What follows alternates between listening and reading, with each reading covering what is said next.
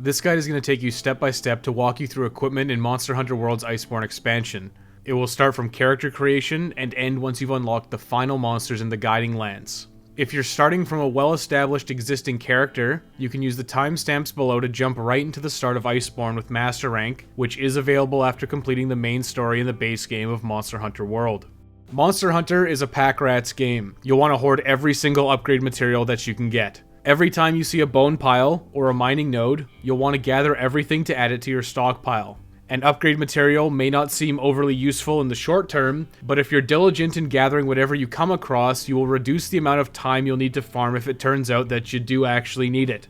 The new Defender line of weapons makes low and high rank easy with their strong raw damage, very good sharpness, and blast element for even more damage. These weapons are all you should consider for most weapon types pre-Iceborne content. Any exceptions will be included in this guide on a case-by-case basis. The Defender line will last you from low rank through high rank until Master rank when new superior options become available. Once you've entered Master rank, many of the suggestions can be built outright using exclusively Master rank parts, but some do require you to go back to low or high rank to farm materials. If you have a large stockpile of monster parts from playing Monster Hunter World, it will be easy for you to craft most of the weapons outright. If you're starting fresh from a new character, it's usually easier to progress through low and high rank into Master rank, and then come back to farm these easier low and high rank monsters once you have superior Master rank gear. This is simply for grinding efficiency. It will make farming these monster parts significantly faster and easier. This guide will provide weapon, armor, specialized tool, and charm suggestions for yourself, and weapon, armor, and gadget suggestions for your Palico. These are merely suggestions based on what I feel works well with the chosen weapon types. You should personally experiment and see what armor skills you like on each individual weapon, and make some customizations yourself. Charge Blade wants a lot of specific skills. Since you have a shield, Guard is a strong skill. Guard functions best at level 3 and level 5 as they provide the most impactful bonuses. If you're incorporating Guard into your build, you should aim for at least level 3. Guard level 3 can easily be incorporated via your charm at the end of high rank. Guard Up goes along with Guard. It makes certain previously unblockable attacks blockable, which is a nice benefit.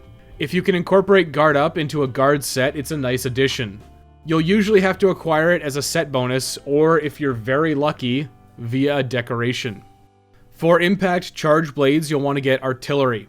Artillery increases the damage of all your file attacks. This is one of the strongest options for damage increases throughout the game and should be a priority. Power Element Charge Blades will get no use out of the Artillery skill. If you're using a Power Element Charge Blade, do not incorporate Artillery into your set.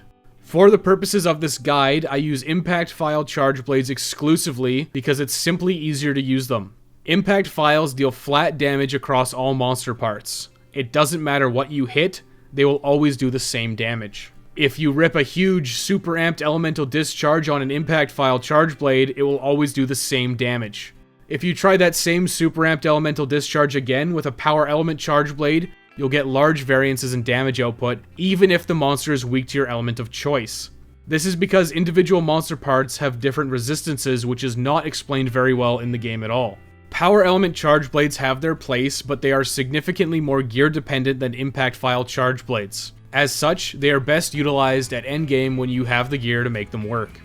Oh yeah, and Impact Files also have the added bonus of being able to knock out monsters if you land enough file attacks on the monster's head. Your success with this will likely vary, but it's just one more reason why Impact Files are better for general purpose hunting.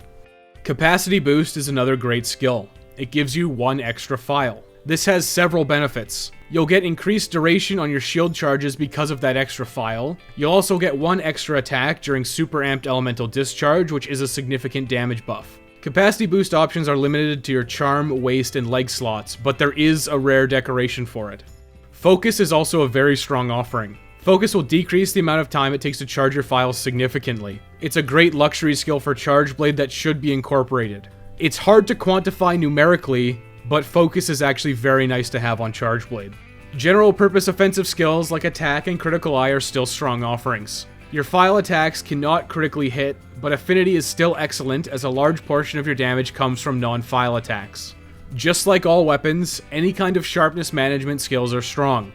These include Handicraft, Protective Polish, Razor Sharp, and even Speed Sharpening. They're all welcome additions. Chargeblade desires a lot of skills, and as such, you're likely going to have to make some concessions in the early stages of the game. You won't be able to get absolutely everything, so make adjustments depending on your personal preferences. I will be providing a few alternative sets throughout the game that you can try out and see which one suits you best. If you're starting a new character with the Iceborne expansion installed, you will have access to the Guardian Armor Alpha Plus set at character creation.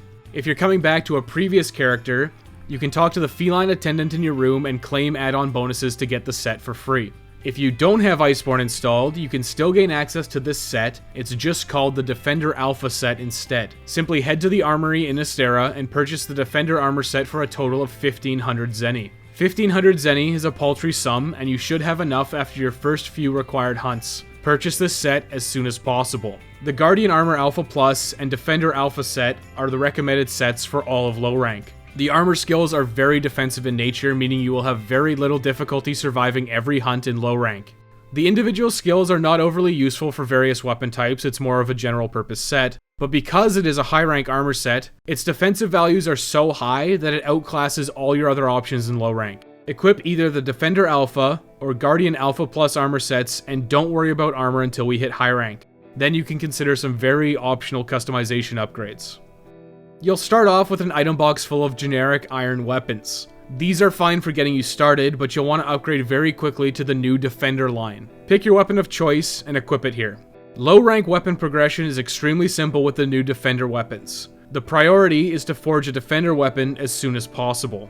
Start by accepting the assigned quest for Jagras of the Ancient Forest. Once you're in the Ancient Forest, prioritize looking for mining nodes. You'll need a single iron ore. Once you have it, complete the quest by hunting 7 Jagras and then return to Astera. Make sure to carve these Jagras, just in case you ever need their materials.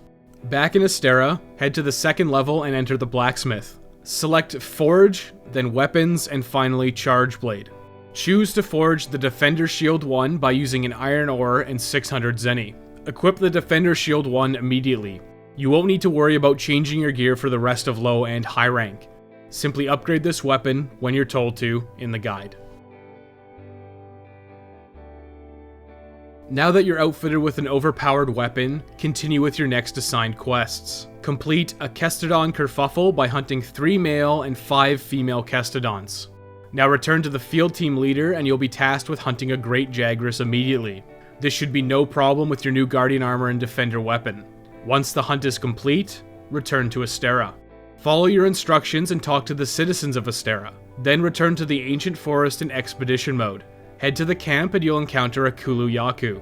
Hunt this immediately in Expedition mode. Your Defender weapon should make short work of it. Kulu Yaku's Kulu Vambraces have a skill called Pro Transporter. Throughout the course of the game, you'll get a few optional quests where you have to deliver items such as wyvern eggs. Pro Transporter increases your movement speed while carrying these large items. You can forge the Kulu Vambraces and equip them whenever you have to do one of these quests. You should continue to use the Guardian or Defender Vambraces for every other quest. After you return to Astera, talk to the citizens around. You'll get the assigned quest for Urgent Pukei-Pukei Hunt. Accept this quest and hunt Pukei-Pukei. You probably want to bring some antidotes. Pukei-Pukei's equipment offerings are pretty lackluster for you, but you can get some nice upgrades for your Palico. Palicos don't deal a lot of damage, but they are decent at inflicting negative statuses on monsters. Poison is usually what I recommend, but there are a few paralysis options that become available shortly. Paralysis is a nice option if you're using a weapon that deals poison damage.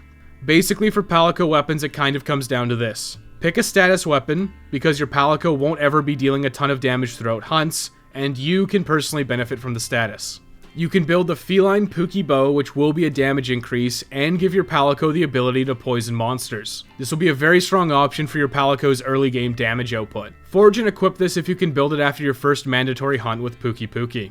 Most of the armor offerings for Palicos are simply linear armor upgrades as you hunt stronger and stronger monsters. Realistically, your Palico's armor isn't overly impactful. You can upgrade it whenever you see fit, or if you find something that you like the look of. Building one set throughout each of the ranks is usually more than acceptable. If you have any extra materials from Pukei-Pukei, you can go ahead and forge the Feline Pukei Hood and Feline Pukei Mantle and equip them right away. This should be all the Palico gear you need for low rank. Back on track after your hunt, talk to everyone around Astera again, and then accept the best kind of quest. If you want, you can hunt this first Rathian that you see in hopes of getting a Rathian spike. You can use this to build a feline Rathian rapier. This is an extremely minor upgrade to your Palico's damage output compared to the feline Pukei bow, so feel free to skip this. Otherwise, simply continue along with the quest until you find Baroth. Hunt it, and then watch the cutscenes and return to Astera. Now accept the next assigned quest, Sinister Shadows in the Swamp. Here, follow the researcher's tracks until you find Juratotus in the mud pit. Hunt this Juratotus, and then return to Astera. Talk to Astera's citizens, and you'll be given the Ghillie Mantle Specialized tool. You can equip this onto your loadout if you want, but it will only be useful during certain quests, like gathering herbivore eggs. Your Palico has the ability to get a few custom gadgets, but for the purposes of this guide, I'm going to suggest you just stay with the default Vigor Wasp spray. The Vigor Wasp spray is actually a very strong option for the entirety of the game and requires zero investment on your end, so feel free to stick with it. It's the only Palico gadget that I personally use. Now talk to the citizens of Astera again and accept Flying Sparks Tobi-Kadachi. Hunt Tobi-Kadachi in the Ancient Forest and then return to Astera. Now speak to the Chief Botanist and you'll gain access to the Ancient Tree for growing crafting materials. You'll want to pick materials that you'll use frequently, like honey, and fertilize it to increase your yields. After every quest, the Ancient Tree will generate the items that you've selected. When you're using fertilizer, you'll get a chance of getting a rare material called a Great Hornfly from the Ancient Tree's harvest box. This will likely take you at least a few quests before you finally get one. Once you get a Great Hornfly, you'll gain access to a new weapon option for your Palico. You can forge a Kitty of the Valley Rod using a Great Hornfly. This is a paralysis weapon and a reasonable alternative to the feline Pukei bow or Rathian rapier. Use whichever weapon you prefer at this point. Back on track, accept the quest, the Encroaching Anjanath. Hunt Anjanath in the Ancient Forest. Once you've hunted and carved it, you should have received at least one Anjanath scale. If you're extremely unlucky and did not get one Anjanath scale, you can resort to the optional 4-star quest, One Hell of a Sinus Infection, until you get access to a single Anjanath scale. Once you have one, head to the blacksmith and use it to upgrade your defender weapon to the 2nd tier.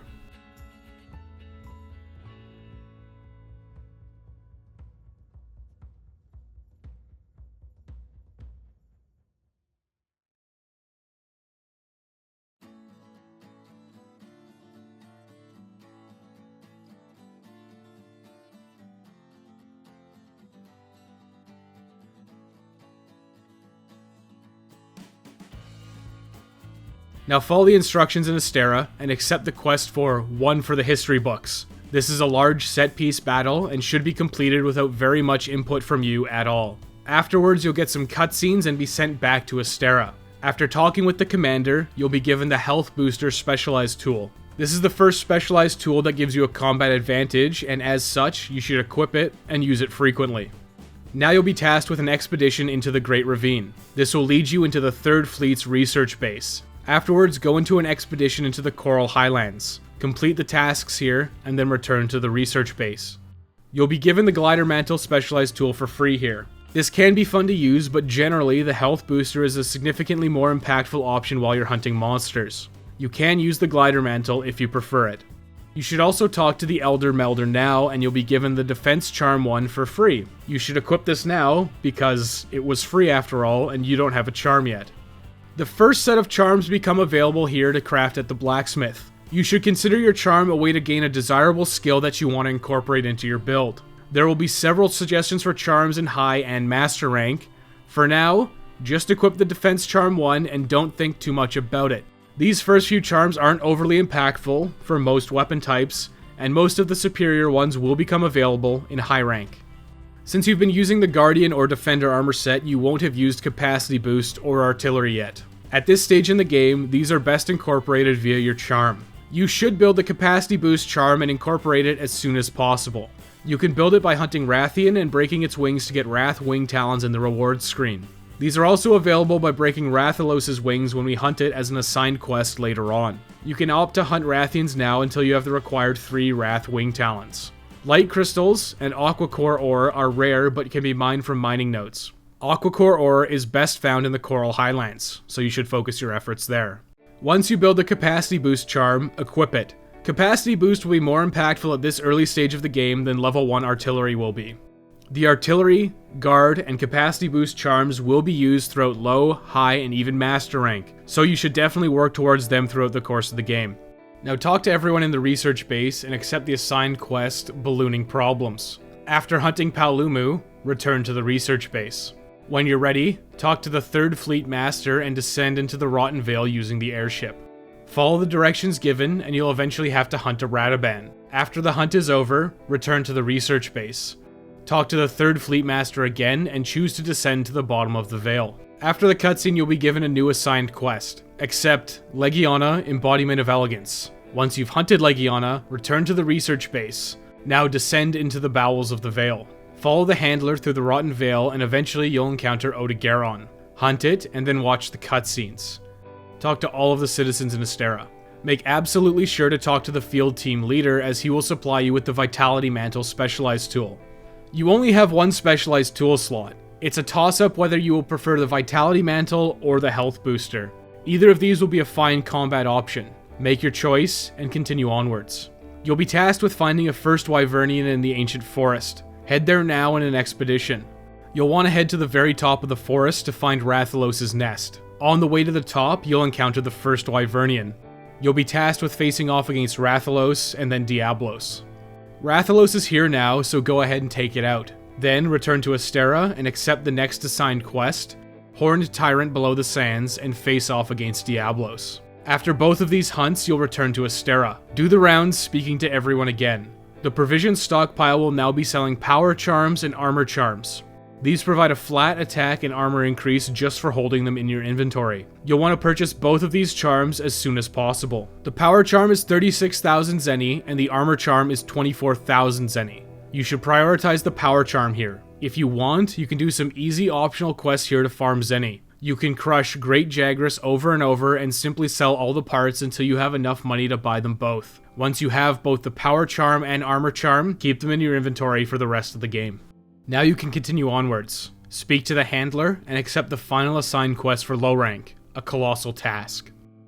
All you need to focus on in this first part is destroying the magma cores. Zorah Magdaros will repel Nergigante on his own. In the second phase, simply run laps between the cannons, firing them as the AI hunters and your Palico buddy load them up for you. You should win this without much effort at all. Just don't miss too many cannon shots.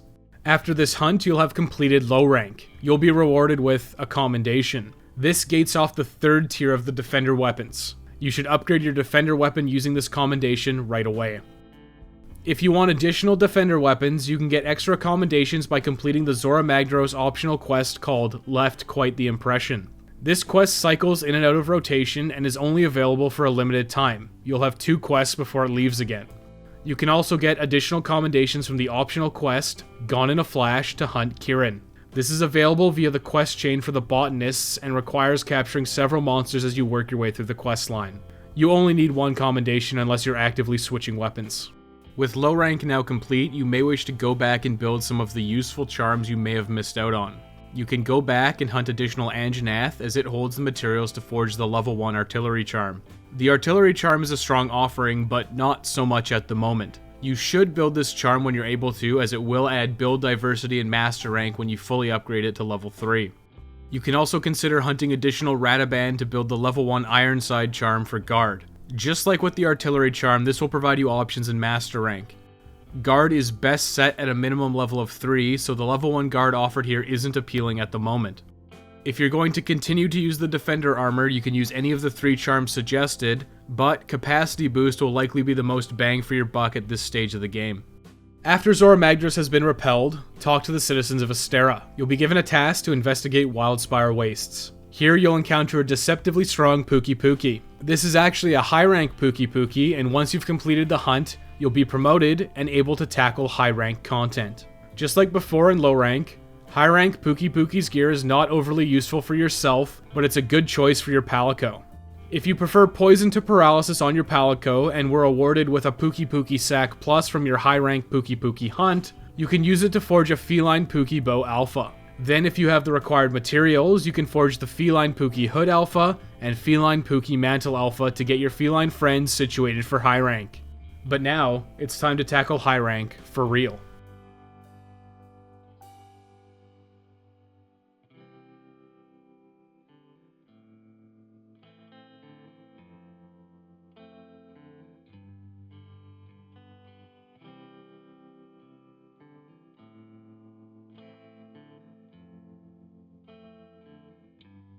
High rank equipment progression continues to be simple if you choose to keep it simple. For weapons, the Defender line will continue to be your best option in most cases, and the upgrades are all low cost and impactful.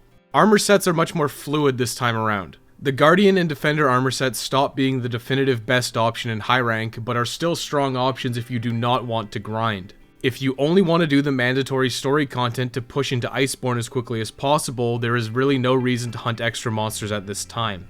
Simply stick with the Guardian or Defender armor sets and upgrade them using armor spheres as new upgrade levels become available. These sets are easily strong enough to get you through high rank. I would strongly recommend avoiding any grinding for high rank armor sets and instead focus on gathering materials for charms if you want to spend longer in high rank. I will be providing some options for customized sets for high rank which you can opt to forge. I would strongly advise waiting for these armor upgrades until you've pushed through to pink Rathian and upgraded the Defender weapon to the next tier, as it will just make farming faster. If you'd like to spend more time in high rank, you'll have several options for alternative armor upgrades. Just be aware that every armor set that you build will become obsolete, as master rank armor is simply better across the board. Spending additional time in high rank to gather materials, consumable items, or do optional quests for extra specialized tools can be worth the time, but they can also be returned to at any time. Coming back with master rank weapons and armor will trivialize any challenge that's present here. High rank introduces alpha and beta versions of armor. These sets differ in that the alpha version has more skills than the beta version, but the beta versions have decoration slots which you can insert decorations for customization. Decorations are randomized, and there is no way to know exactly what you'll get outside of a handful of decorations that are guaranteed because they are given to you outright, or are rewards from optional quests. For armor, the short answer is if you have very few or undesirable decorations, forge the alpha version. If you have strong decorations, you'll want to forge the beta version. Some armor pieces have terrible skills on the alpha version, which makes the beta version better across the board, even if you lack desirable skills from decorations. Decorations have various tiers, from level 1 to level 4. You won't see level 4 until master rank, and 1 is easily the most common type of decoration. You should start your high rank adventure by talking to the second fleet master in the Smithy. You'll be given a free attack jewel 1. You should insert this into all of your gear setups, as it provides a small but impactful attack boost. The way damage numbers work in Monster Hunter is a little confusing, so +3 attack from the attack boost skill might seem unimpactful if you're using something like a hammer or a greatsword, but that's not the whole story. Most weapons have largely inflated damage numbers and instead have a hidden true raw value which is significantly lower. The 3 attack from this decoration is considered true raw damage, and therefore much stronger than it may appear for many weapon types. Socket this decoration into every one of your sets. Conveniently, you have 2 open level 1 decoration slots in the Guardian and Defender sets, so just place it into one of those pieces. You'll notice immediately in high rank that you'll have no optional quests besides for Pukei-Pukei. To gain access to optional quests, you'll need to use Expedition mode. Once you sight a monster in high rank, you should gain access to a repeatable optional quest to hunt that monster. Your immediate goal, however, will be to investigate tracks for a Rathian subspecies. There is no set way to progress the story here, and you can do this as quickly or as slowly as you choose. You should start by going on an expedition into Wildspire Wastes and entering Area 2. This forested area proved quite lucrative for these Rathian tracks. Try and spot any monsters in Wildspire Waste to gain access to additional optional quests while you're here. Rathian tracks show up in all areas, so feel free to run around all the areas to sight all the various types of monsters. Focus on gathering the Rathian tracks or hunting easy monsters until you've progressed at least 50% of the way to completion. Once you have, return to Astera. Speak to the Chief Ecologist and you'll be given the assigned quest, Tickled Pink. Complete this quest by hunting in Anjanath and Wildspire Wastes. Once you're done, return to Astera and speak to the citizens for various additional requests and optional quests. You can also speak to the Elder Melder, and you'll now have the ability to meld decorations. The Elder Melder is usually not worth the time or effort to meld decorations, and you're almost always better off simply completing quests and praying for a decent decoration. However, the Elder Melder can also meld items and monster parts using rare prints you'll get from the weekly limited bounty. You should do your best to complete these limited bounties whenever you can, as they can provide you an assured rare monster material. It's often very convenient to just head to the Elder Melder and use a gold or celestial wyvernian print to get a rare material you may need without having to farm a monster and just hope for the best. High rank Anjanath holds the upgrade materials for your artillery charm. If you gathered enough materials from completing Tickled Pink, you can upgrade your artillery charm 1 to an artillery charm 2. You can always come back to this at a later point. You can also continue to farm Anjanath while looking for the Rathian tracks. Resume gathering Rathian tracks and hunting monsters until you've completed the investigation. Once you've completed the research level, you should return to Astera. Talk to the citizens of Astera, and then accept the assigned quest, Old World Monster in the New World, to hunt Pink Rathian. Once you've finished hunting Pink Rathian, return to Astera for cutscenes. You'll be given a new assignment of an expedition into the Everstream. Pink Rathian gates off the 4th and penultimate upgrade to the Defender weapon. You should get at least 1 Pink Rathian scale plus from your hunt. If you're the most unlucky person in the world and you did not, you can resort to the new optional 7-star quests, Pretty in Pink, or A Cherry Wind Upon the Reefs to hunt additional Pink Rathian. Once you have the required Pink Rathian scale plus, upgrade your Defender weapon to the 4th level. If you received a Rathian Spike Plus as a reward or a tail carve from your mandatory Pink Rathian hunt, you can feel free to forge a Feline Rathian Rapier Alpha for your Palico. This is a marginal upgrade over the Feline Pukei Bow Alpha, but you can feel free to take it. After your upgrade, you should head to the Everstream in an expedition. Follow the Admiral around the Elder's Recess and then spot Dodogama, Lavasioth, and Uragaan. Now run around the Elder's Recess looking for signs of Nergigante. You'll likely need to return to Astera, and then return to the Elder's Recess again to gather enough tracks to unlock the next assigned quest, A Wound and a Thirst. While you're gathering Nergigante tracks, you can forge some optional armor upgrades if you want. This should be considered extremely optional, but if you'd like armor upgrades, you can build a high-rank luxury set. I would personally advocate pushing through to master rank instead of building this set. For Charge Blade, our goal will be to have capacity boost, artillery, and focus. Guard is simply too hard to incorporate at this point in the game. You can hunt Dodogama in the Elder's Recess. Dodogama's Coil and Greaves have strong artillery and capacity boost options, as well as providing a little bit of blast attack for your Defender Shield 4. Because of that blast attack, you should build the alpha versions in this case. After Dodogama, you can opt to hunt Rathalos in the Ancient Forest. Rathalos' Rathalos Male Beta is easily one of the strongest offerings for your chest slot in this mid-stage of high rank. Weakness Exploit won't help your file attacks, but it is a very large affinity increase for your non-file attacks when you attack weak points. Finally, you can round out the set by hunting Black Diablos and Wildspire Wastes. You'll want to build the Diablos Nero Helm Alpha and the Diablos Nero Braces Beta. These armor pieces will provide you with level 3 focus, some decent socket options, and the set bonus of Bludgeoner. Bludgeoner increases your attack power as your weapon's sharpness degrades. It's a nice pickup and helps round out the set nicely. You'll need to hunt a standard Diablos in high rank as well for Majestic Horns. Focus your attacks on the horns on both Diablos and Black Diablos to break both the horns. Majestic Horns and Black Spiral Horn Plus are only available as quest rewards from breaking both horns. Make it a priority to break both the horns during your hunts. You can incorporate Guard here via the Ironside charm by hunting low and high rank Radaban in the Rotten Vale if you haven't yet.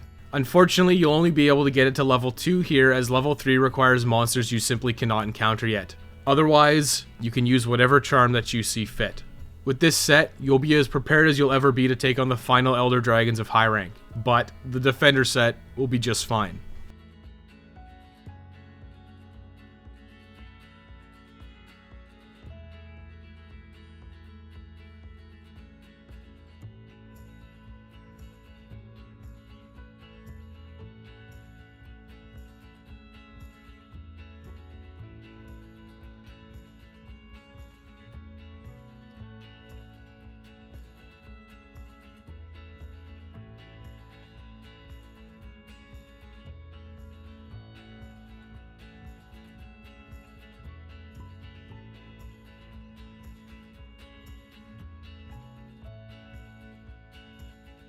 Once you've completed the investigation, return to Astera. speak to the commander and the handler, and then accept the quest, a wound, and a thirst. After besting Nergigante, you'll be tasked with taking on 3 additional Elder Dragons. You can tackle these Elder Dragons in whatever order that you see fit. You'll have to go through the same process as with Pink Rathian and Nergigante. Start by talking to everyone around Astera. Once you're finished, head to the Smithy. Upgrade your defender weapon to the final tier using 1 Immortal Dragon Scale from Nergigante. Once again, if you're the most unlucky person in the world, you can hunt Nergigante again in the optional 8-star quest, the Eater of Elders, until you get a single Immortal Dragon Scale. Once you do, upgrade your defender weapon to the final tier.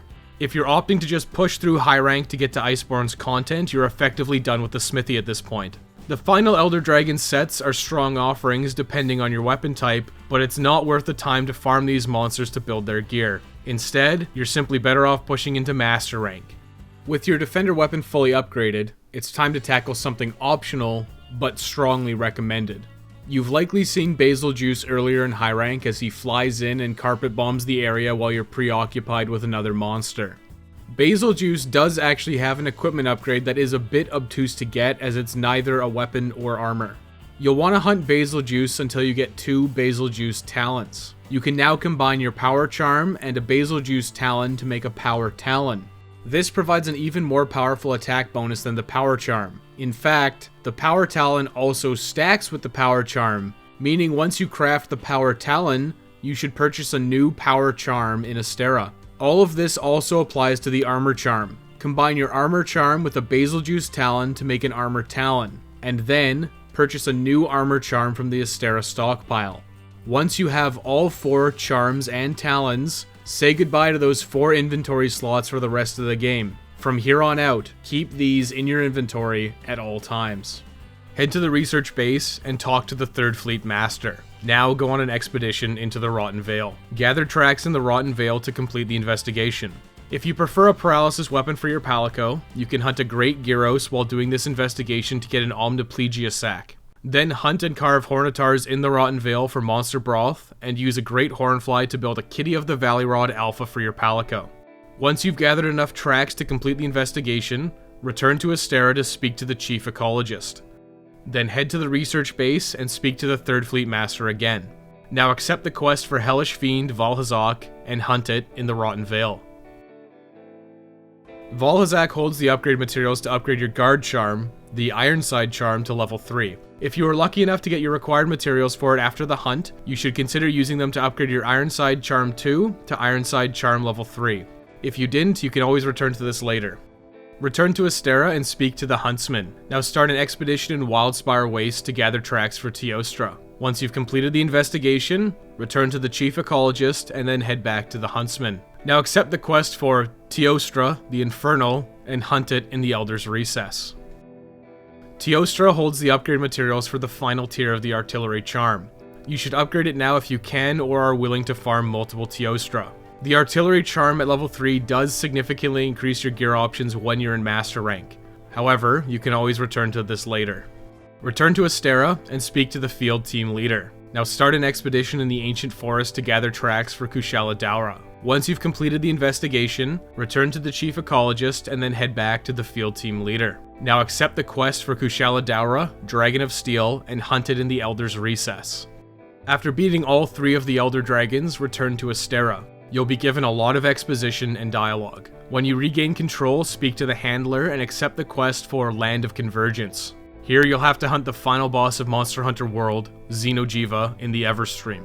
After beating Xeno'jiiva, you'll have finished the main story of the base game, you'll gain the ability to color your armor via armor pigments, and most importantly, equip a second specialized tool. The Health Booster and Vitality Mantle are your recommended specialized tools at this point.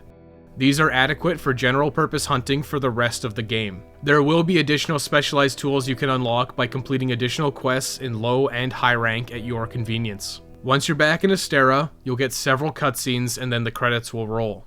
Once the credits are over, you'll get a notification to start the Iceborne expansion by talking to the Feisty Fiver at the main gate of Astera. You'll also be given several new optional quests as part of game updates and crossover content. You can do these quests whenever you see fit, but they become available as soon as you've crushed Xeno'jiiva and completed the main story. You'll likely want to do the Teostra questline from the Huntsman to hunt Teostra and Wildspire Wastes in the quest, The Blazing Sun. Then you'll want to complete the follow-up quest, Pandora's Arena. Finally, you'll be awarded the Temporal Mantle after beating Lunestra and Teostra in the final quest in the chain, No Remorse, No Surrender. The Temporal Mantle is extremely powerful and will be a very strong choice as one of your 2 specialized tools, even after it's been significantly nerfed. If you're struggling with No Remorse, No Surrender, you can always come back to this after you have superior Master Rank weapons and armor, which should make it significantly easier. The Witcher crossover event is also worth doing, mostly because if you complete it correctly while keeping the Pukei-Pukei alive, you will be rewarded with another Attack Jewel 1.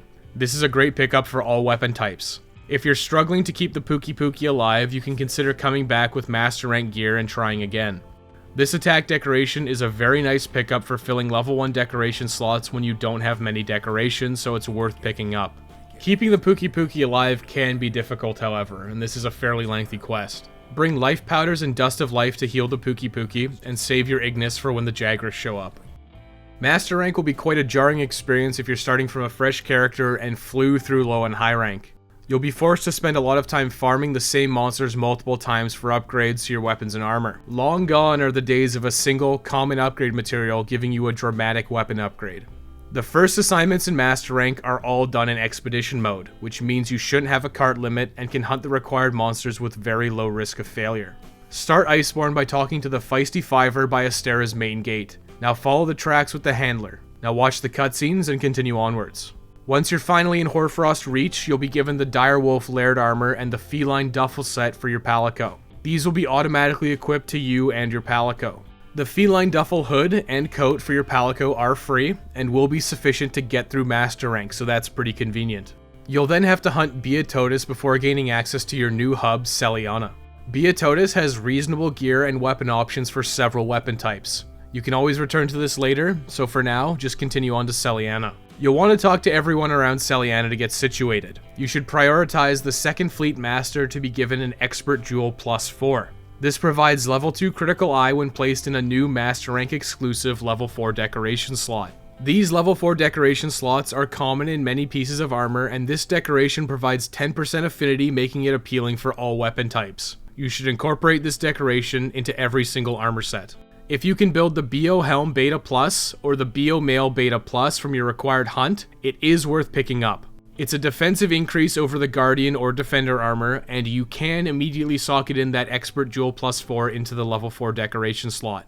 Now you'll be required to head back to another expedition into Hoarfrost Reach. Follow the Handler, and hit up any gathering points and mining nodes until you hit a wall. A Banbaro will bust through, and you'll never guess what you have to do. Hunt this Banbaro, and you'll complete the assignment. Now, return to Celiana.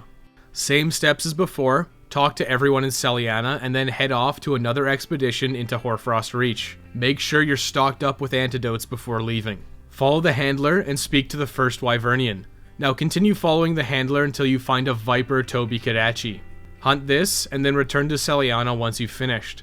You can kind of mark this as the true start of Master Rank. Now you won't have freebie hunts from being in Expedition mode. We're back to quests.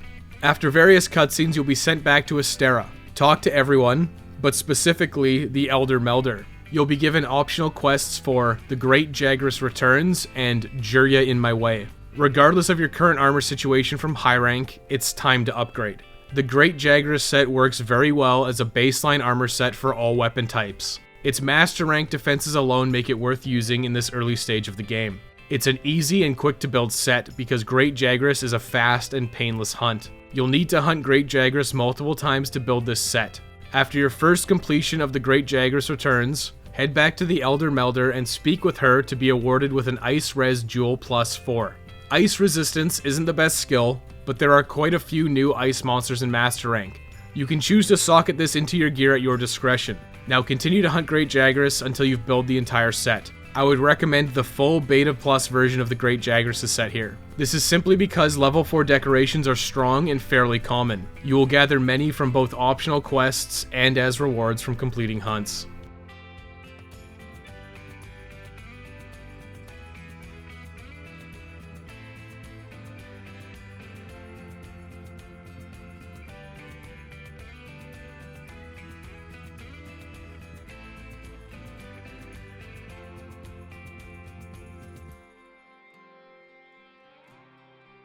If you're coming from an existing character who has spent a lot of time at endgame in Monster Hunter World and have a robust decoration roster, you'll have significantly more customization options than a fresh player. If you have rare decorations for Artillery, Guard, and Focus, you should prioritize using them in your sets to reach the skill cap if you won't via your equipment. Having access to these skills in decorations does improve your equipment options.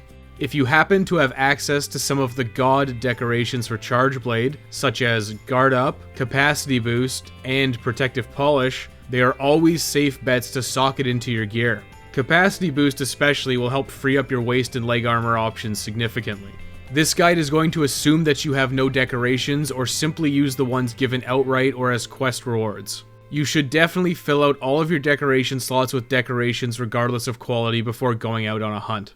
General recommendations for common decorations to use with Charge Blade are as follows. For offensive skills, you can incorporate Critical Eye for extra affinity on non-file attacks. Weakness Exploit is similar to Critical Eye but only provides that bonus on weak points, with an additional affinity bonus on tenderized parts from using the Clutch Claw.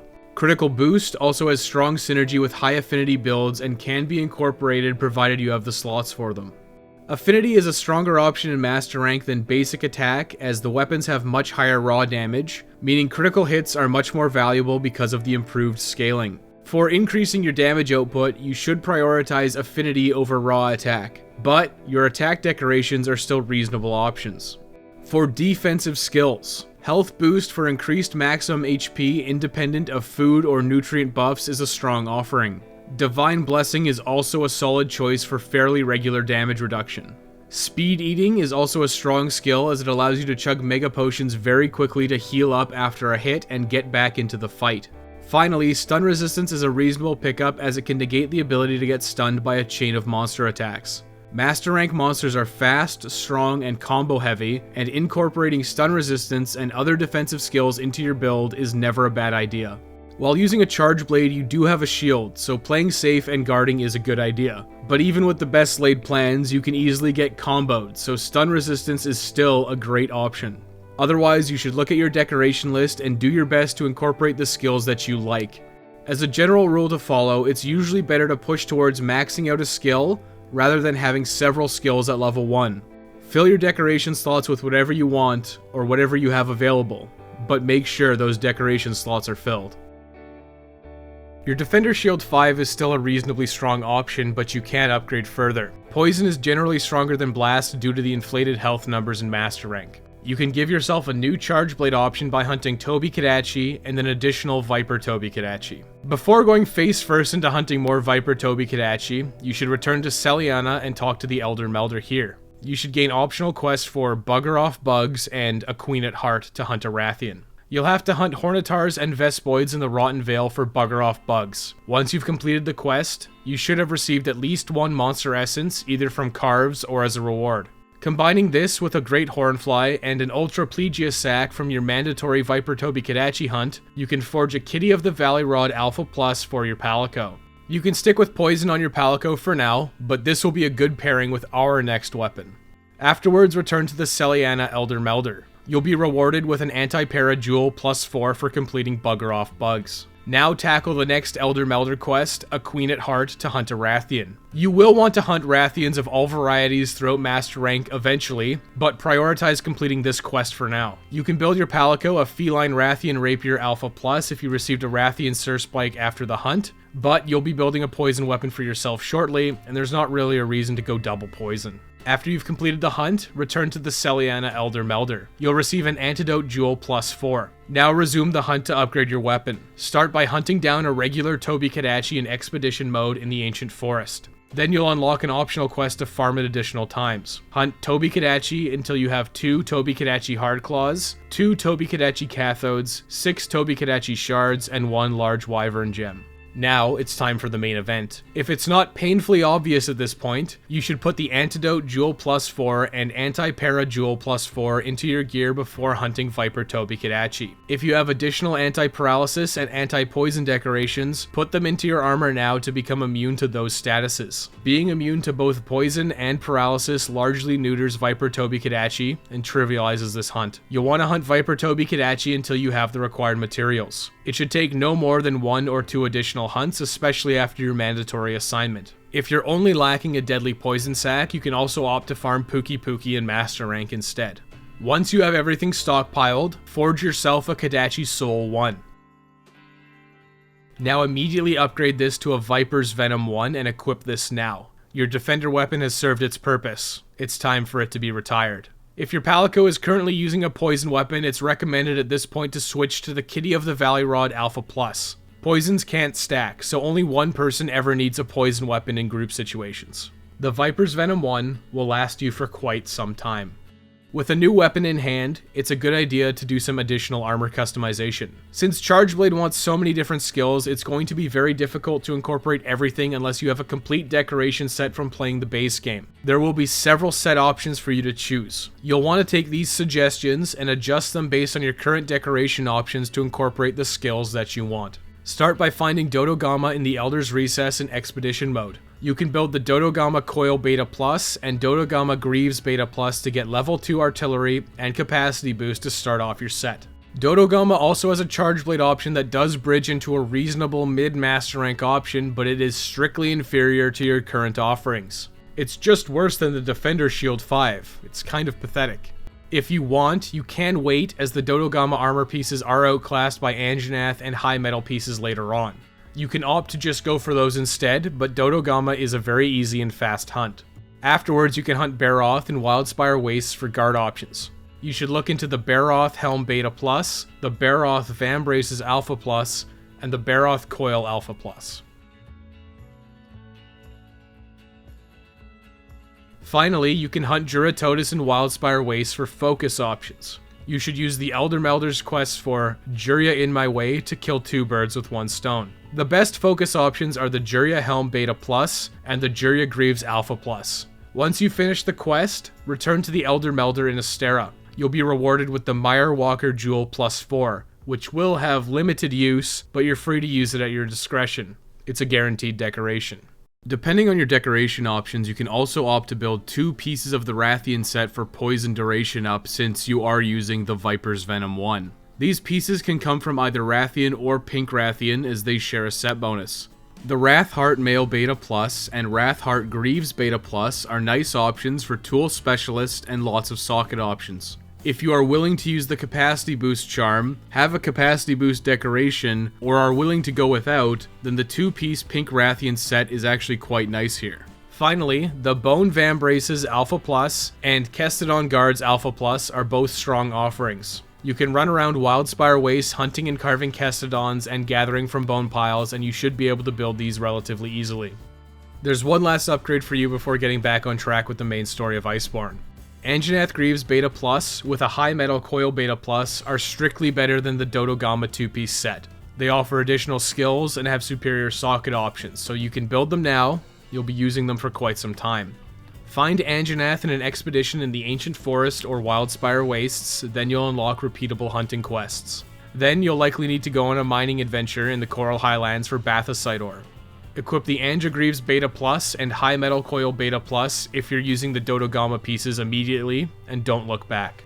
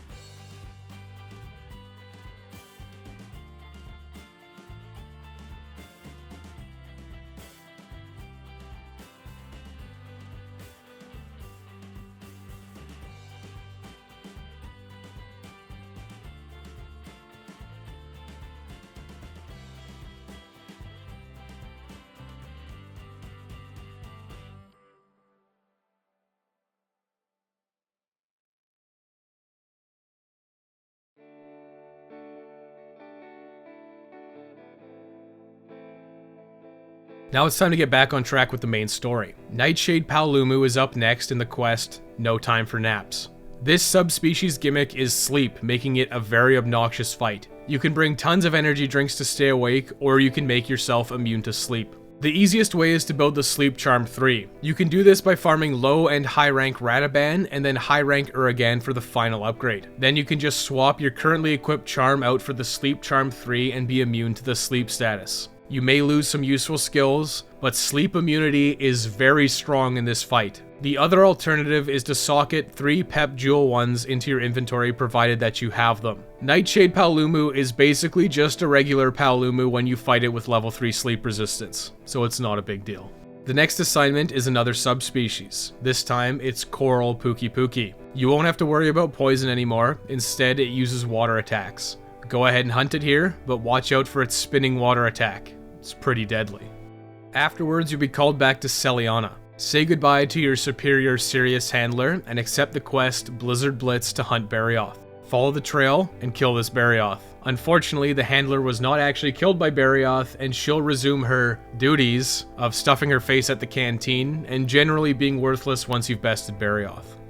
Return to Astera and speak to the commander. You'll be given the Warming Jewel. This isn't overly useful as you can just chug a hot drink, but if you have an empty socket that needs filling and you're in Hoarfrost Reach often, feel free to socket it in. I'm not your dad. Afterwards, you'll be tasked with another investigation. Head to the Ancient Forest and follow the Handler. You'll encounter a Nergigante and unlock the next assigned quests of Ever-Present Shadow to hunt Nergigante and the Scorching Blade to hunt Glavenus. You can complete these quests in whatever order that you choose. Nergigante and Glavenus both have strong set options for many weapon types. Nergigante's set bonus is true razor sharp and it's great on every weapon. Unfortunately, you give up a lot of desirable charge blade skills to get it. I personally think it's too much of an investment without enough payoff. Glavenus' offerings are much stronger for charge blades, so you should prioritize hunting it first. Glavenus' set bonus is Maximum Might Secret, which is pretty lackluster, to be honest. Maximum Might was adjusted, and unfortunately it's just not very good anymore. You'll pick up the set bonus because the Glavenus Helm Alpha Plus, Glavenus Mail Alpha Plus, and Glavenus Braces Beta Plus are strong offerings. The Glavenus Helm Alpha Plus is a good option for level 2 focus and a stack of handicraft. This handicraft won't push you to the next tier of sharpness, which is purple, but adding 10 units of white sharpness is never a bad thing. You've probably noticed that the Jagras chest has been a staple of almost every set up to this point. Unfortunately, there aren't a ton of options that are strong for Charge Blade in the chest slot. The Glavenus Mail Alpha Plus is not overly powerful, but Power Prolonger does increase the duration of charging your shield and axe with Charge Blade, making it an okay pickup. For chest alternatives, you can look at the Rathalos Mail Beta Plus for Weakness Exploit, just like in high rank. Pink Rathian's Wrathheart Mail Beta Plus is also a reasonable pickup for level 2 Tool Specialist, and a lot of socket options. It's worth considering even if you don't go for the 2-piece Rathian set, but the 2-piece Rathian set is pretty easy to incorporate. Of course, you can still stick with the Jagras Mail Beta Plus if you're comfortable with that. You can stick with the Kestodon Guards Beta Plus over the Glavenus Braces Beta Plus if you aren't overly concerned about armor, as they have superior socket options, and, you know, Maximum Might is a pretty lackluster skill, unfortunately.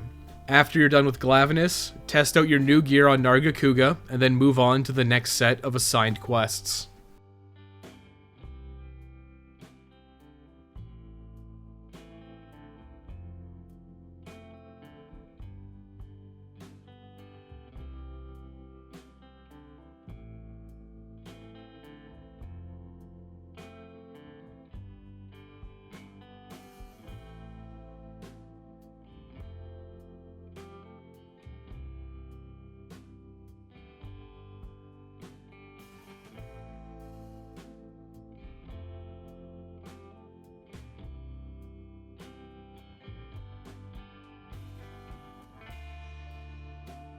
You'll have to hunt Tigrex and Brachydios next in whatever order you choose. Tigrex has a reasonable charge blade option, and Brachydios has some good artillery and capacity boost options, so it's kind of a coin flip which is better to hunt first. Tigrex's set is good as a general purpose hunting set. It has level 5 earplugs, making you immune to monsters' roars. The set bonus is Free Meal Secret, which ups the activation chance to 75%. This can be very strong when using rare consumables, and it makes the set very decent. Tigrex's Rex Arms 1 has high raw and sharpness with no elemental damage. This means you can socket in a non-elemental boost decoration if you happen to have one. The only downside is the negative affinity, which will force some feeble hits. This will largely be negated by your free Expert Jewel +4 decoration courtesy of the Smithy. This is a reasonable charge blade option, but it will be very comparable to your Viper's Venom 1. Personally, I would stick with the Viper's Venom 1 unless you're desperate for more white sharpness or the monster you're fighting is strong versus poison. If you'd like to build this, you'll have to forge Dodogama's Gamma Escudo 1, and then upgrade it into Rex Arms 1.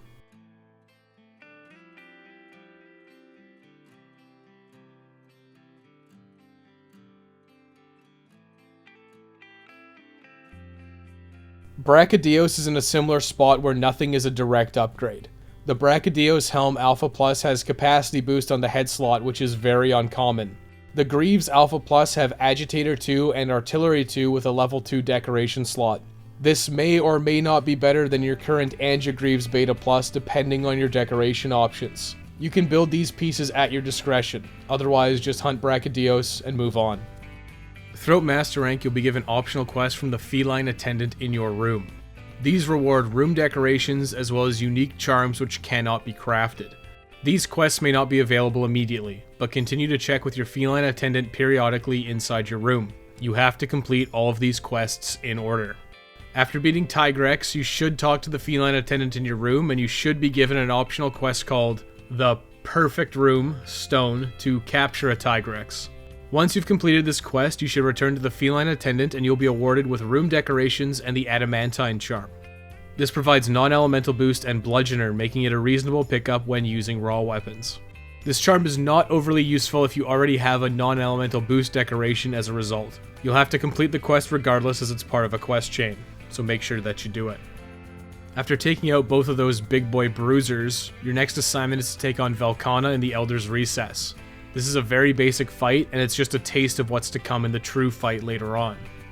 Once you've handled armorless Velkhana, return to Astera, watch the cutscenes, and then head off in another expedition to Hoarfrost Reach. Thankfully, this is an expedition mode because this is one of the worst fights in the game. Follow the handler around until you encounter Shrieking Legiana. Do your best to hold on to your sanity as it flies around for 90% of the fight, and then immediately jumps back up into the air once you've finally grounded it. Bring dung pods as well. A regular Legiana has a nasty habit of interrupting your fun. After your expedition, you'll likely have been awarded Monster Solid Bones. Monster Solid Bones gate off many weapon upgrades. These are available primarily from Master Rank 4-star subspecies monsters such as Shrieking Legiana, Acidic Glavenus, Fulgur Anjanath, and Ebony Odogaron. You will likely need many Monster Solid Bones for weapon upgrades. Keep track of how many you have, and once you have enough, make sure that you upgrade. With Monster Solid Bones finally available, the Rathian Charge Blade finally comes back into power in Master Rank. Rathian's Deer Rosetta is very similar to the Viper's Venom 2, which can be upgraded shortly.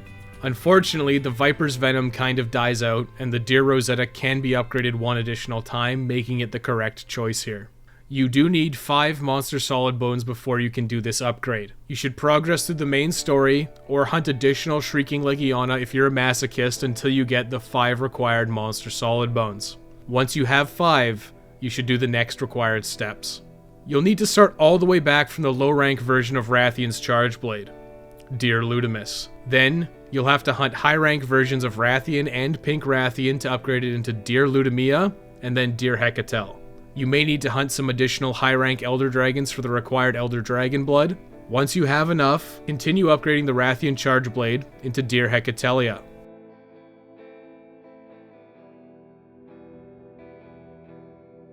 Now you'll have to hunt even more Rathian and Pink Rathian in Master Rank. After you've hunted a Master Rank Rathian and Pink Rathian, you should get an optional quest called Fool's Mate and Pink Power Grab. Make sure to complete both of these quests, and then you should get another optional quest from the Celiana Armory called Feisty Girl Talk. You should complete this during your farming session to upgrade your health booster into a health booster plus. This increases both the area of effect and duration of the health booster, making it a very worthwhile upgrade. And hey, you're hunting tons of Rathian and Pink Rathians anyway. You may as well double dip.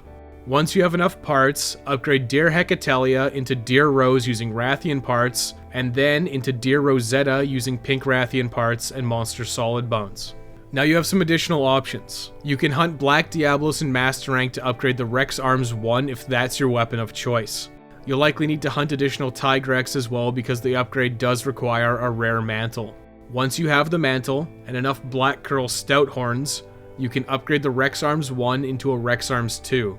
Rex Arms 2 will feel significantly more impactful if you're still waiting for Monster Solid Bones and are currently using a Viper's Venom 1. You'll have the ability to hunt Master Rank Uragaan now reliably. Sight Uragaan in a Master Rank expedition to the Elder's Recess, and you should then get a repeatable quest to hunt Uragaan. Uragaan has some reasonable guard options, and the 2-piece set bonus is Guard Up. The Uragaan Vambraces Beta Plus and Uragaan Greaves Beta Plus make for a very easy Guard 4 with Guard Up. If you have a single guard decoration, either via a 1-slot decoration or a hybrid 4-slot decoration, this is a great way to max out guard on 2 pieces. If you have access to Guard Up via a decoration, you're one lucky boy, and you can safely skip this set. Guard Up is nice, but definitely not required, so build and equip this at your own discretion.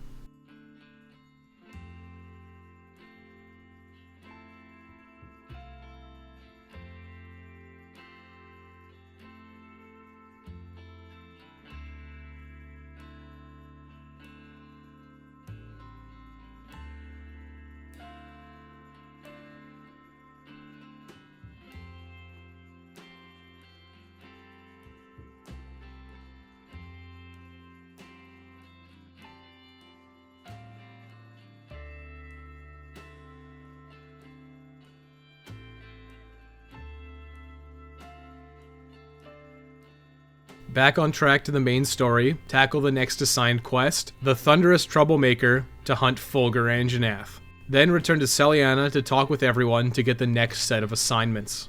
Start by tackling Acidic Glavenus in the assigned quest, the Disintegrating Blade in the Rotten Vale. Next up in the Feline Attendant's Room quest is the Perfect Room Light Iron to capture Acidic Glavenus. Once you've completed this quest, return to the Feline Attendant and you'll be awarded with more room decorations and the Razor Sharp charm. This is arguably the best charm in the game for most weapon types, as Razor Sharp is just that strong of a skill. Running a Razor Sharp charm is never a bad idea, so picking this up as soon as possible is recommended. If you're using Nargacuga's 3-piece set for true Razor Sharp, you can make adjustments to your set and use this charm instead. Next up is Ebony Odogaron in the assigned quest, Bad Friends, Great Enemies. Make sure to bring Null Berries if you're using an elemental or status weapon. Dragon Blight removes your ability to inflict elemental and status damage. After hunting Ebony Odogaron in your assigned quest, you should talk to your Feline Attendant. If this optional quest doesn't show up, you may have to hunt a standard Odogaron in Master Rank as well. Keep that in mind. The next quest from the Feline Attendant is to hunt both an Odogaron and Ebony Odogaron for the Perfect Room Dark Iron. The reward for completing this quest is the Sealer's Charm, which provides Elder Seal boost and Adrenaline. You likely won't get much use out of this charm, but complete the quest regardless for the sake of progress and completeness. Now you'll have to do the set piece to defend Celiana from Velkhana in the assigned quest, the Defense of Celiana. This is followed immediately by facing off against Velkhana for real in the assigned quest, the Iceborne Wyvern. Velkhana is the flagship monster for Monster Hunter World Iceborne, and as such it has strong offerings. Mostly. Unfortunately for Chargeblade, there's not much here. The set is more focused on greatsword favored skills, and the weapon is an ice-based power element, and it's outclassed by both Beatotus and Barioth's offerings. The armor set is noteworthy because the 2-piece set bonus is critical element. If you're using a power element style charge blade and using a savage axe style, it can be worth incorporating 2 pieces of this set because critical element is very strong. You probably shouldn't go out of your way to farm this now, and instead you can opt to come back at a later time. After beating Velkhana and other Elder Dragons in Master Rank, you'll gain access to pure Dragon Blood. This will unlock the Damascus armor set. The Damascus Mail Beta Plus and Damascus Coil Beta Plus are amazing pieces. They provide level 3 focus and a lot of socket options, making them extremely versatile pieces for a lot of weapon types. Strongly consider building the Damascus Mail Beta Plus and Damascus Coil Beta Plus once you have the required materials. After besting Velkhana, you'll be tasked with another expedition, This time you'll be going to the Elder's Recess and you'll have to hunt a literally seething basil juice. Seething Basil Juice's armor set is noteworthy as it has very easy access to earplugs if you have at least one earplug Jewel 3. You can forge the Pride Helm Beta Plus and the Pride Greaves Alpha Plus. Then simply socket the earplug Jewel 3 into the Pride Greaves Alpha Plus and you have a very convenient 2-piece level 5 earplugs. You'll also get Guts from the 2-piece set bonus, which is actually pretty nice. Master Rank's difficulty makes Guts significantly more valuable than it was in high rank. If you're using a weapon that has a shield, earplugs isn't overly valuable as you can block roars, but you can consider this set regardless. After hunting Seething Basil Juice and completing all the previous Feline Attendant quests, you should get a new quest called The Perfect Room Silver to capture Seething Basil Juice. After you've completed the quest, return to the Feline Attendant and accept your reward of new room decorations and the Gutsy charm. This charm, as the name implies, provides guts. Guts is usually best obtained by running 2-piece basil juice for earplugs. This is an option if you find yourself carting a lot, but you're likely better off just running something like a Divine Blessing charm or a significantly more defensive-oriented set. Do this quest for the sake of completion rather than the rewards. After you've quelled the boundless rage of Seething Basil Juice, you'll have to gather additional Elder Dragon tracks in various areas. The first is for Black Veil Valhazak. Valhazak and Black Veil Valhazak are made significantly easier by having level 3 Effluvia resistance. If you don't have access to 3 Miasma Jewel 1s, you can return to high rank and hunt multiple Valhazak to forge the Miasma Charm and upgrade it to level 2 immediately. Then you can upgrade the Miasma Charm to level 3 by hunting Xeno'jiiva and using additional endgame materials. I would strongly recommend doing this as it makes Black Veil Valhazak much more tolerable to hunt. Spamming Nullberries will work in a pinch, but you can avoid a lot of unnecessary risks with level 3 Effluvia resistance. You'll never get the max HP down effect. Once you're finished building the Miasma Charm, continue hunting monsters or running around in expedition mode until you have enough research to unlock the next assigned quest. When you're done, accept Under the Veil of Death and hunt Black Veil Valhazak in the Ancient Forest. Unfortunately, you'll have to repeat that same process again. You'll be forced to run around hunting monsters in expedition mode, gathering tracks, or running optional quests until you max out your research level for the next Elder Dragon. Once you do, you'll gain access to the next assigned quest, A Light from the Abyss, to hunt a new Elder Dragon, Namiel. Namiel's set is noteworthy for its set bonuses of Element Acceleration and True Element Acceleration. These increase your elemental damage as you continually attack a monster. This is great for any weapon that strongly favors elemental damage. Namiel's set also has a lot of stamina management skills like Constitution and Stamina Surge, making it an excellent pickup for weapons like bows and dual blades. You can combine 2 pieces of Namiel's set and 2 pieces of Velkhana's set to get both Element Acceleration and Critical Element, which is usually a very safe bet for any weapon that favors elemental damage.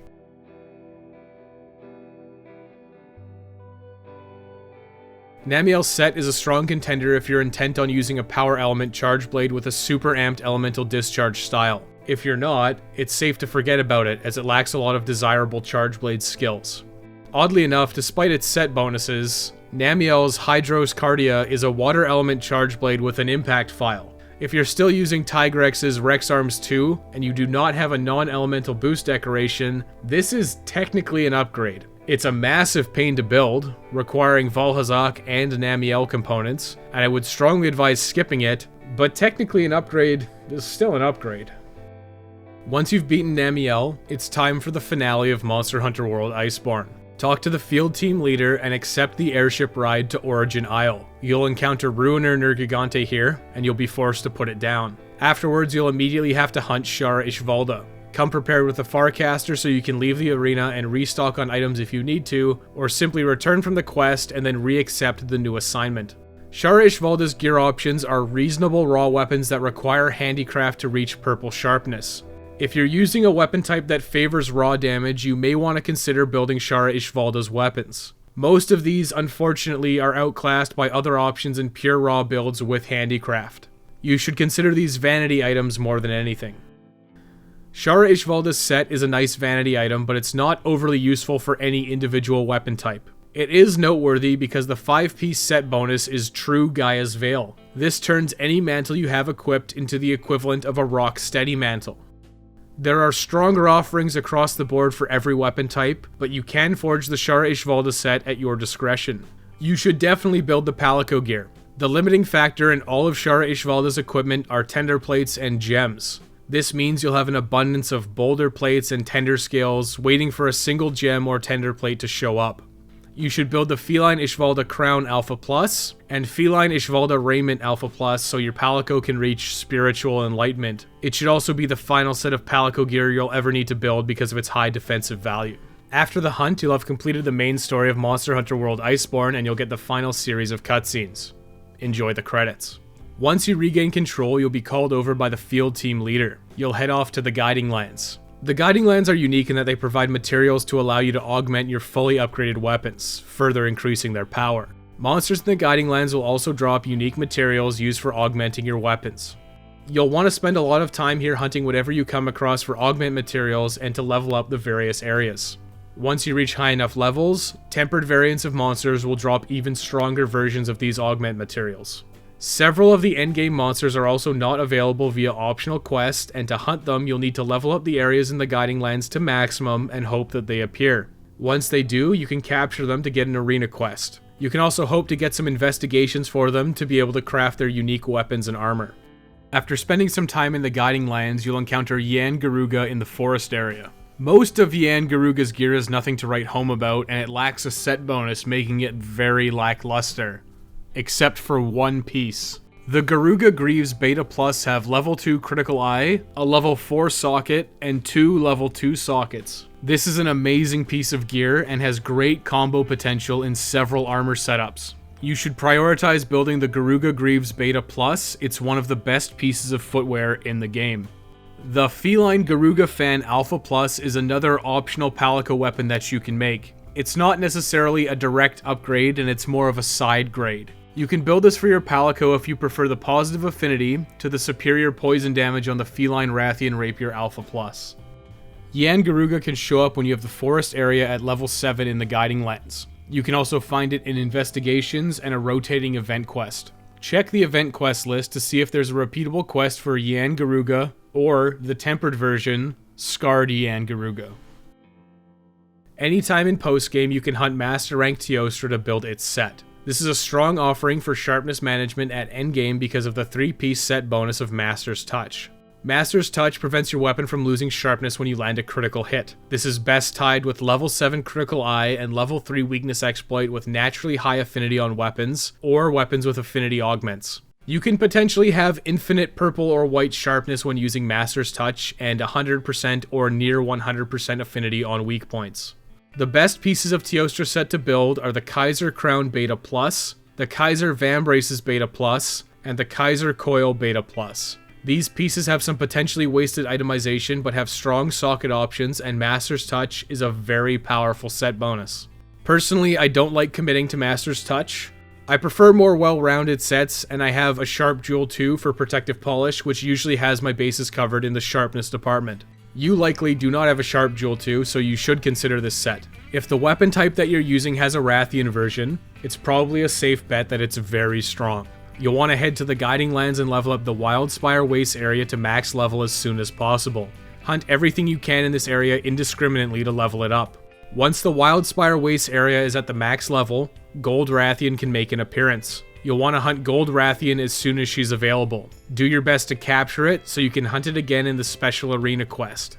Do your best to harvest tracks, and hopefully you'll get an investigation for your trouble. If a weapon type has a Rathian version, it's likely to be extremely good when it reaches the final tier after the Gold Rathian upgrade. These are all characterized by high raw damage, good white sharpness, positive affinity, poison damage, and reasonably good socket options. They are extremely good as general-purpose hunting weapons that are type independent. You should prioritize hunting Gold Rathian as soon as it becomes available, and hunt it until you can upgrade your weapon. Focus your attacks on the tail to try and cut it off. These extra carves can result in additional Gold Rathian Sur Spikes, which is usually the limiting factor in a lot of these upgrades. Gold Rathian and Ruiner Nergigante both fill the same niche of general-purpose gear-independent weapons. You'll likely want to eventually build both of them, but Gold Rathian becomes available much earlier. Gold Rathian's armor set isn't overly useful for anything specifically. The 2-piece set bonus of Divine Blessing Secret is easily accessed by the Golden Loon Mail Beta Plus and the Golden Loon Coil Beta Plus. This will give you level 5 Divine Blessing on 2 pieces and some very strong socket options, making it easy to incorporate into many armor sets. This is great for more casual players, as Divine Blessing will save you from carding occasionally, which can prevent you from failing quests. The remainder of this set isn't overly useful, and it's far too much of a commitment to consider the 4-piece set bonus of True Critical Status. If you're having difficulty finding Gold Rathian, check the event quest list. A quest for Gold Rathian will cycle in and out of rotation. When this quest shows up, make sure to hunt it as much as you need to. If you're using a weapon that prioritizes elemental damage, you'll want to head to the Guiding Lands and level up the Coral Highlands area to max level as soon as possible. Hunt everything you can in this area indiscriminately. Once the Coral Highlands is the max level, Silver Rathalos can make an appearance. You'll want to hunt Silver Rathalos as soon as he's available. Do your best to capture it so you can hunt it again in a special arena quest. Do your best to harvest tracks you find as well, and hopefully you'll get an investigation for your trouble. You'll need to hunt Silver Rathalos in both the Guiding Lands and in quests or investigations. You should also make sure to check the event quest list. Quests for Silver Rathalos have a tendency to cycle in and out depending on the week. You'll want to build the entire Silver Soul Beta Plus set. You should prioritize the Silver Soul Helm Beta Plus, the Silver Soul Mail Beta Plus, the Silver Soul Braces Beta Plus, and the Silver Soul Coil Beta Plus. These pieces are best paired with the Garuga Greaves Beta Plus for its socket options and critical eye synergy with True Critical Element.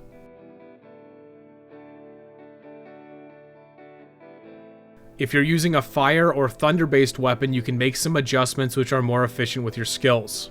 When you're using a fire weapon, you can replace several of the Silver Soul Beta pieces with Silver Soul Alpha pieces that have fire attack. This is slightly more skill and socket efficient than using your decorations or charms to get fire attack.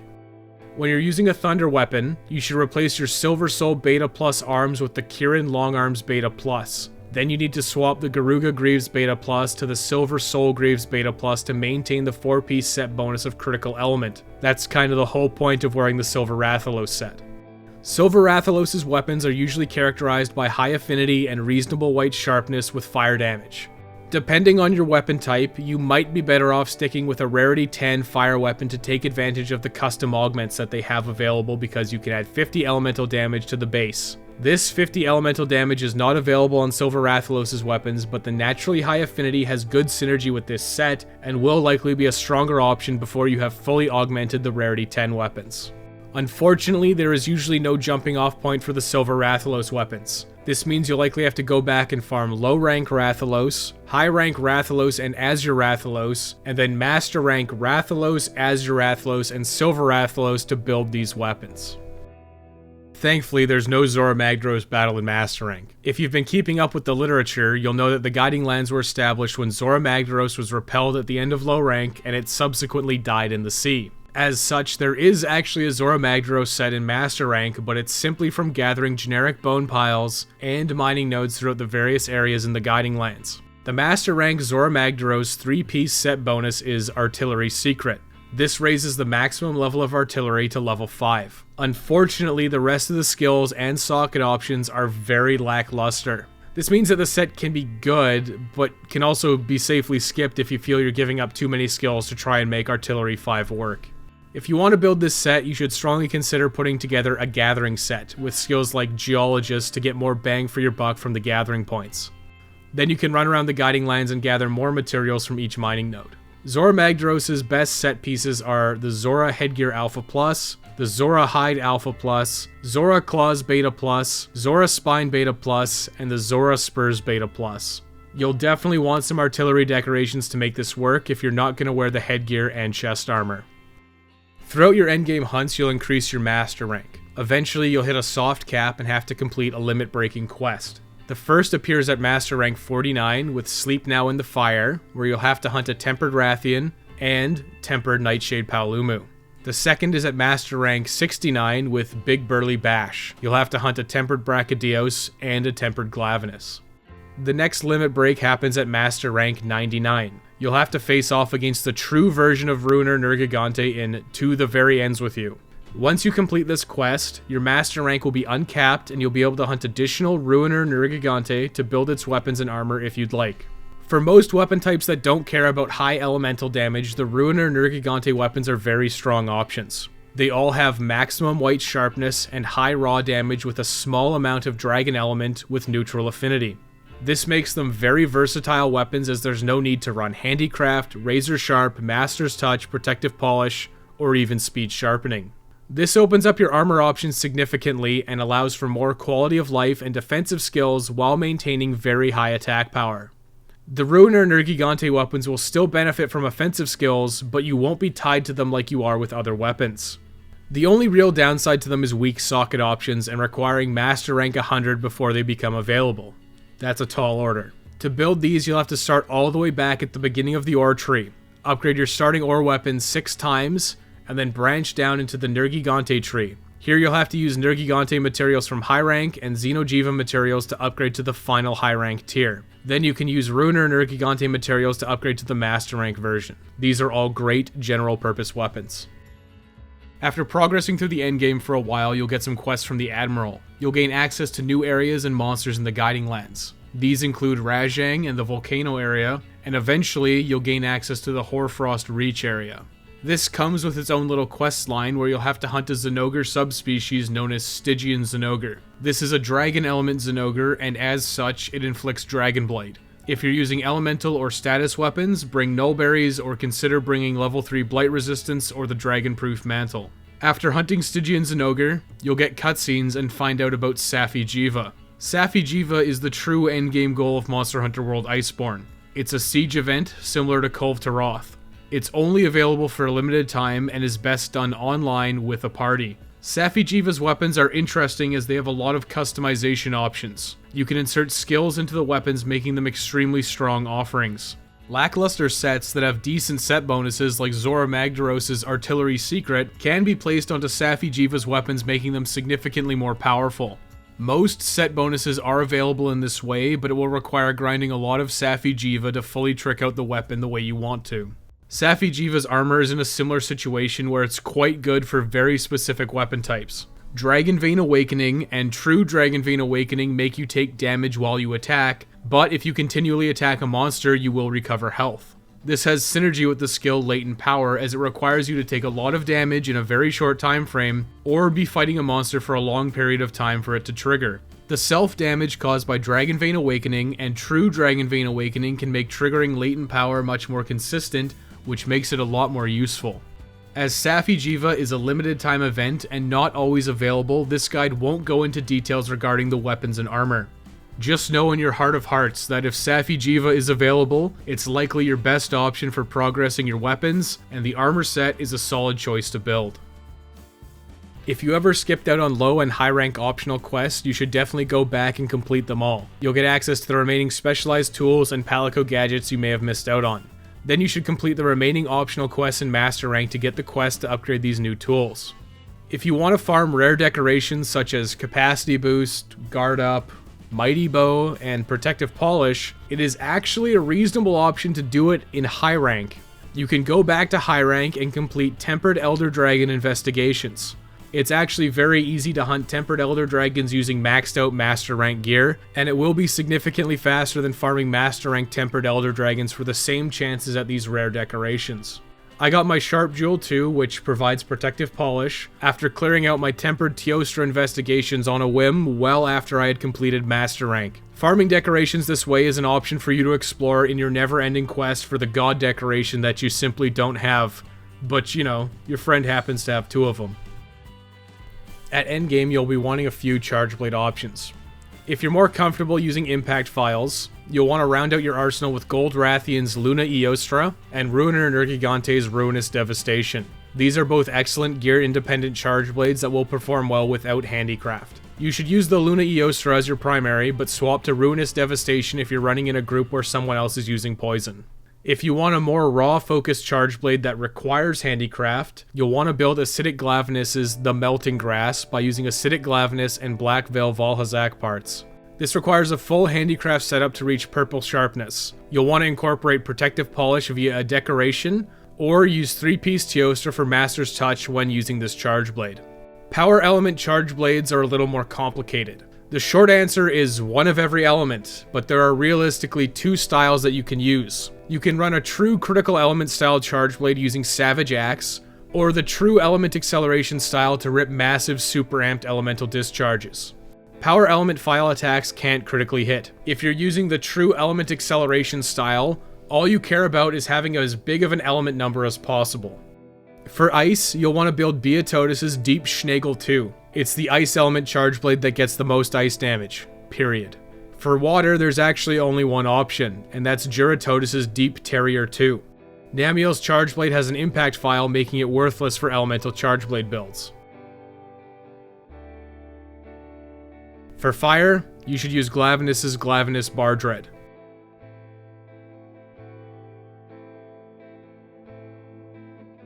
For thunder, you should go with the Kodachi Soul 2. Alternatively, you can pick up Zenogre's Despot's Thundergale. This should have very similar performance. For the rare cases you need Dragon Element, Black Veil Valhazak's Death Axe Vala Spida should be your go-to for very high Dragon Elemental damage. When you're using a true critical element style with Savage Axe, the above options are all good, but because affinity and landing critical hits is so important, there are a few alternatives that you can consider for a few elements. These are all characterized by having reasonable elemental damage, but high affinity for true critical element and critical boost synergy. For fire element, Silver Rathalos' Hellsire Blade is a strong offering with high natural affinity. For ice element, Barioth's Elder Wolf Fang has very high affinity, making it a decent option to help ensure that every hit you're landing is going to be a critical hit. For dragon element, Ebony Odogaron's Grudge has 30% affinity. This is again going to help ensure that every hit you land is going to be a critical hit.